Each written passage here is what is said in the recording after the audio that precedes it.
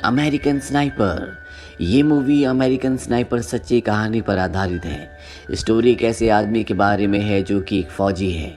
उसका नाम है क्रिस कायल। उसे जंग लड़ने के लिए इराक भेजा गया क्योंकि वो एक बेहतरीन सील स्नाइपर माना जाता था। पर जो कुछ उसने वहाँ पर एक्सपीरियंस किया वो उसके दिमाग मन में बैठ गया। और यही नहीं, इसने उस पर बहुत बुरा असर डाला था। जो खौफ उसने वहाँ महसूस किया, जंग खत्म होने के बाद घर आकर भी वो अपनी वाइफ के साथ ठीक से न रह पाता।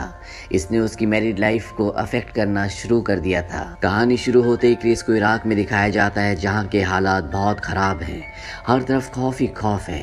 क्रिस और उसके साथी लोगों पर निशाना लगा रहे होते हैं ताकि जब भी उन्हें कहीं पर भी गड़बड़ दिखे तो वो उन्हें शूट कर दे।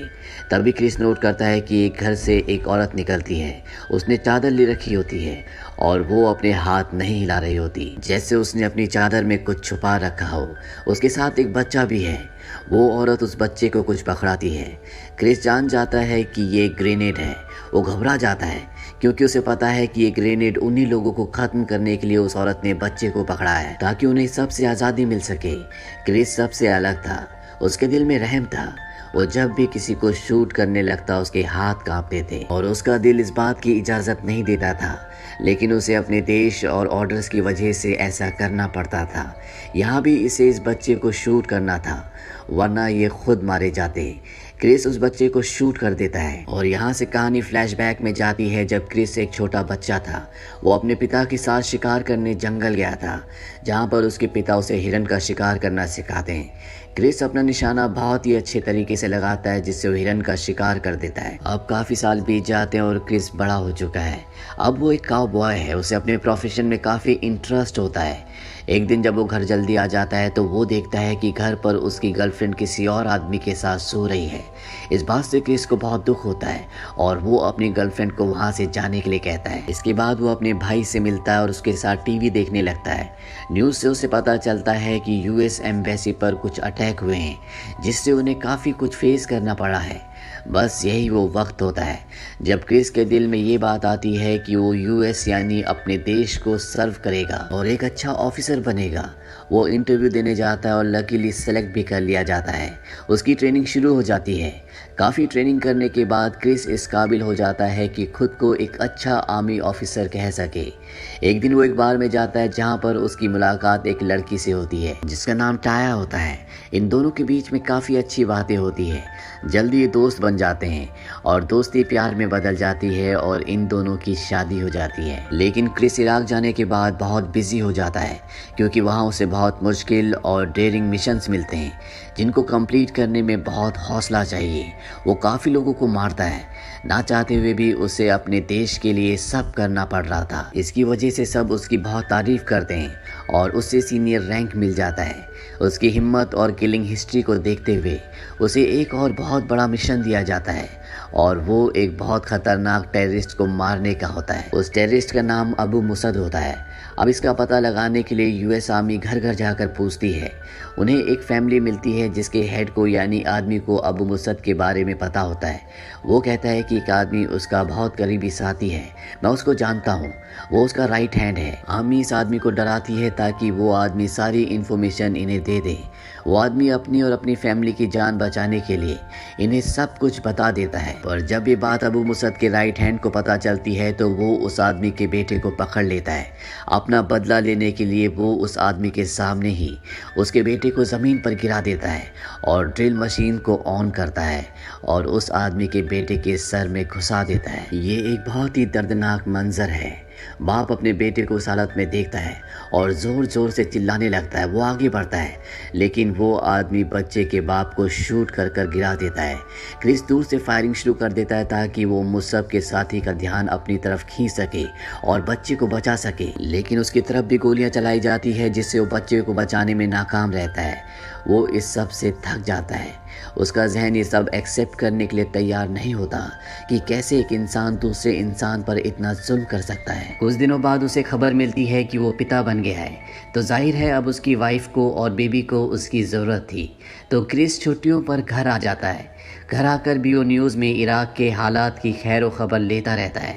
उसकी वाइफ उससे कहती है कि आप हमेशा सोच में गुम रहते हैं। पहले आपकी ज़िंदगी में सिर्फ मैं थी, मैंने आपके बगैर गुजारा कर लिया, लेकिन अब हमारा बच्चा इस दुनिया में आ चुका है, हमें आपकी ज़रूरत है।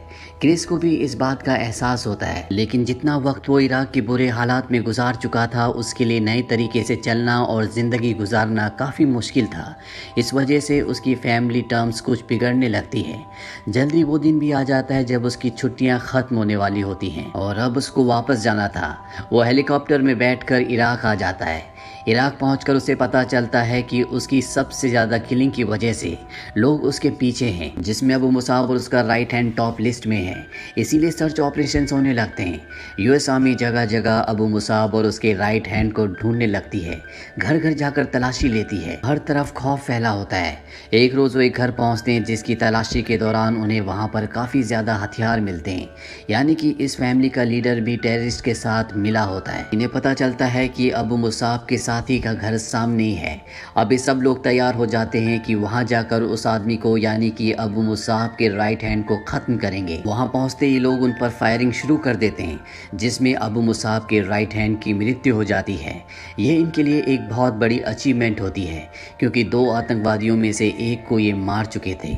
यहाँ क्रिस को आए हुए काफ़ी महीने हो चुके हैं। वो अपनी फैमिली को मिस भी करता है, पर इतने टफ माहौल में वो बार बार वापस नहीं जा सकता। जंग के माहौल में रहते रहते उसकी मेंटल स्टेट अब पहले जैसी नहीं रही थी।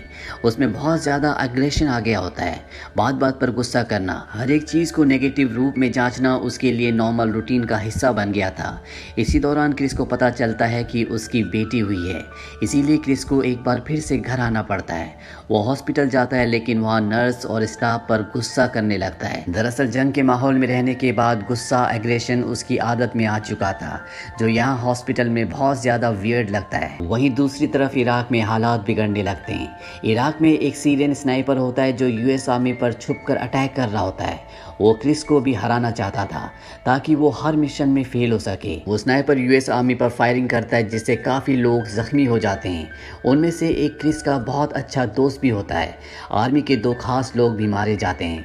जब क्रिस को खबर मिलती है तो वो इराक वापस आ जाता है। यहाँ उसे एक और दिल दहलाने वाली खबर मिलती है कि उसका जो दोस्त जख्मी था अब वो दम तोड़ चुका है।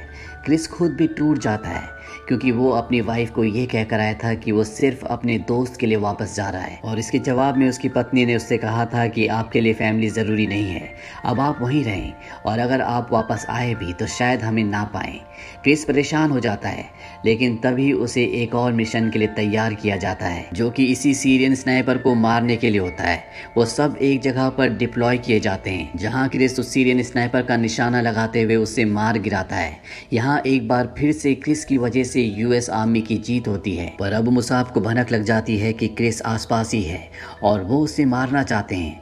तब वो सब भी यूएस आर्मी और क्रिस को ट्रेस करने लगते हैं। ये सब वहाँ से निकल रहे होते हैं कि तभी वहाँ पर टेररिस्ट अपना जाल बिछा देते हैं। अब यहाँ पर रेत का तूफान भी आ जाता है, जिससे यूएस आर्मी को कुछ भी नहीं दिख रहा होता। वो मदद के लिए कॉल भी करते हैं, लेकिन इस वक्त कुछ भी मुमकिन नहीं था। इस पल में क्रिस बहुत ज़्यादा इमोशनल हो जाता है और अपने घर कॉल करता है। वो अपनी वाइफ से बात करता है और रोने लगता है।